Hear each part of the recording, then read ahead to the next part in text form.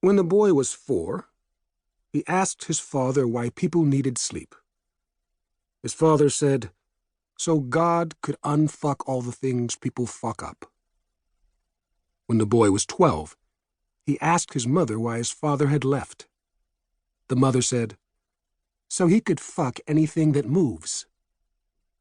When the boy was 13, he wanted to know why his father was back in their house again. His mother told him, at 41, I can't be bothered to go out and find anyone to fuck. At 14, when profanity seemed to roll off his friends' tongues like water down a leaky pipe, the word fuck held no allure for the boy. None. Whatsoever. At 18, the boy, Jimmy Vincent Jr., left his hometown of Huntington, Long Island, to attend the University of Michigan. Jimmy was, by all accounts, a very good student and handsome to the point of distraction. He could have had any girl he wanted, but as these things often go, he pivoted toward a wonderfully plain girl named Alice.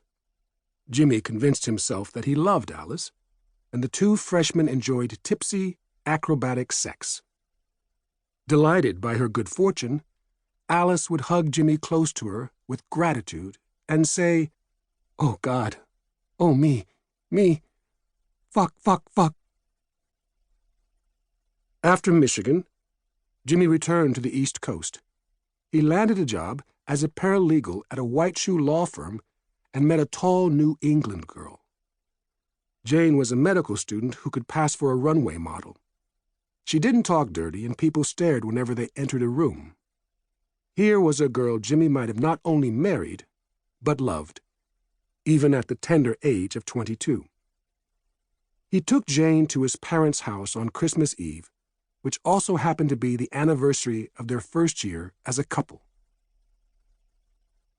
After a lovely dinner that Jimmy's mother had spent all day preparing from her favorite cookbook, Jimmy's father strolled into the living room and sat between Jimmy and Jane. He sipped Madeira port and reminisced about his childhood in rural Maine. A hot potato will heal a sty. A raw potato under the arms works better than deodorant. Put a potato in your shoe and kiss a cold goodbye. That's the farm boy's dictionary right there. I left one row of potato fields for another. Long Island used to be full of potatoes if you didn't know. When Jane dipped into the kitchen to check in on Jimmy's mother, his father turned to him and said, son, are you blasting that? Hold on to that, don't fuck that up. Jimmy boy, what I could do with that. Jimmy, who had always been called Jimmy Jr., decided instantly that he preferred the name James. When James was admitted to Columbia Law School, he drifted away from Jane. Nancy Vincent's Christmas menu. Rib roast splurge. Merry roast of beef, roast potatoes, French fried onion rings, broccoli with easy hollandaise, salad apple rings, brown and serve fantans, candle cake, hot coffee, mugs of milk. Better Homes and Gardens Special Occasions, New York, Meredith Press, 1959. When James was 31, he made partner at his firm. He was wealthy, though not shockingly rich. James had seen heart attacks give two partners not much older than him the old heave-ho. So he carved out time to travel at home and abroad. It was his pleasure to date an impressive array of women. He married a pretty Middlebury girl not far from her college on a rolling blueberry hill in Vermont. James and Sigrid bought a 3-bedroom apartment overlooking Central Park. His lovely wife had one flaw, a scar on her nose, a gift from a random stranger who had knocked Sigrid off her pink Schwinn bike while she was cycling with her parents in Prospect Park. "Move the fuck out of the way," the spandexed stranger had said, zipping past her on suede roller skates. This story seemed somehow prophetic to James. He loved Sigrid as much as she loved him.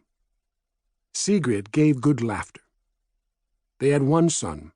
They named him Rufus, and called him Roof. Sigrid told James she would have no more. After a 1-year leave of absence, Sigrid returned to her career as a copy editor. When he was 40, nothing stirred in James. He had read somewhere that people in their 40s were miserable. But James was content to take Roof to baseball games at Yankee Stadium and to put the dull but profitable work of the office on hold from Friday to Monday.